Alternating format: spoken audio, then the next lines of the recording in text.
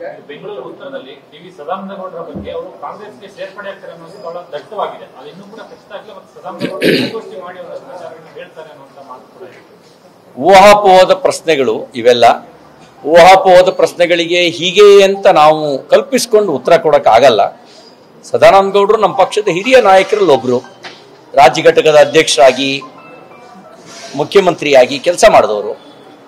ಹಾಗಾಗಿ ಅವರು ಇಂಥ ಸಂದರ್ಭಗಳಲ್ಲಿ ಉಳಿದ ಕಾರ್ಯಕರ್ತರಿಗೆಲ್ಲ ಹೇಗೆ ಸಮಾಧಾನ ಮಾಡ್ತಿದ್ರು ಅನ್ನೋದು ಗೊತ್ತಿರೋ ಹಿನ್ನೆಲೆಯಲ್ಲಿ ಅವರು ಅಸಮಾಧಾನ ಆಗ್ತಾರೆ ಅನ್ನೋದು ಊಹಾಪೋಹದ ಮಾತು.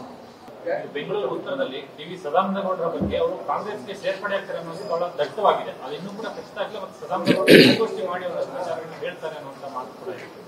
ಊಹಾಪೋಹದ ಪ್ರಶ್ನೆಗಳು ಇವೆಲ್ಲ. ಊಹಾಪೋಹದ ಪ್ರಶ್ನೆಗಳಿಗೆ ಹೀಗೆ ಅಂತ ನಾವು ಕಲ್ಪಿಸಿಕೊಂಡು ಉತ್ತರ ಕೊಡೋಕ್ಕಾಗಲ್ಲ. ಸದಾನಂದಗೌಡರು ನಮ್ಮ ಪಕ್ಷದ ಹಿರಿಯ ನಾಯಕರಲ್ಲಿ ಒಬ್ಬರು, ರಾಜ್ಯ ಘಟಕದ ಅಧ್ಯಕ್ಷರಾಗಿ ಮುಖ್ಯಮಂತ್ರಿಯಾಗಿ ಕೆಲಸ ಮಾಡಿದವರು.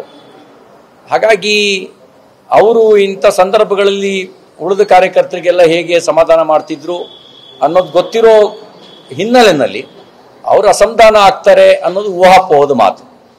ಬೆಂಗಳೂರು ಉತ್ತರದಲ್ಲಿ ಟಿವಿ ಸದಾನಂದಗೌಡರ ಬಗ್ಗೆ ಅವರು ಕಾಂಗ್ರೆಸ್ಗೆ ಸೇರ್ಪಡೆ ಆಗ್ತಾರೆ ಅನ್ನೋದು ಬಹಳ ದಟ್ಟವಾಗಿದೆ. ಅದು ಇನ್ನೂ ಕೂಡ ಖಚಿತವಾಗಿಲ್ಲ. ಮತ್ತು ಸದಾನಂದಗೌಡರು ಗೋಷ್ಠಿ ಮಾಡಿ ಅವರ ಸಮಾಚಾರಗಳನ್ನು ಹೇಳ್ತಾರೆ ಅನ್ನುವಂತ ಮಾತು ಕೂಡ ಇದೆ. ಊಹಾಪೋಹದ ಪ್ರಶ್ನೆಗಳು ಇವೆಲ್ಲ. ಊಹಾಪೋಹದ ಪ್ರಶ್ನೆಗಳಿಗೆ ಹೀಗೆ ಅಂತ ನಾವು ಕಲ್ಪಿಸಿಕೊಂಡು ಉತ್ತರ ಕೊಡೋಕ್ಕಾಗಲ್ಲ. ಸದಾನಂದಗೌಡರು ನಮ್ಮ ಪಕ್ಷದ ಹಿರಿಯ ನಾಯಕರಲ್ಲಿ ಒಬ್ಬರು, ರಾಜ್ಯ ಘಟಕದ ಅಧ್ಯಕ್ಷರಾಗಿ ಮುಖ್ಯಮಂತ್ರಿಯಾಗಿ ಕೆಲಸ ಮಾಡಿದವರು. ಹಾಗಾಗಿ ಅವರು ಇಂಥ ಸಂದರ್ಭಗಳಲ್ಲಿ ಉಳಿದ ಕಾರ್ಯಕರ್ತರಿಗೆಲ್ಲ ಹೇಗೆ ಸಮಾಧಾನ ಮಾಡ್ತಿದ್ರು ಅನ್ನೋದು ಗೊತ್ತಿರೋ ಹಿನ್ನೆಲೆಯಲ್ಲಿ ಅವರು ಅಸಮಾಧಾನ ಆಗ್ತಾರೆ ಅನ್ನೋದು ಊಹಾಪೋಹದ ಮಾತು.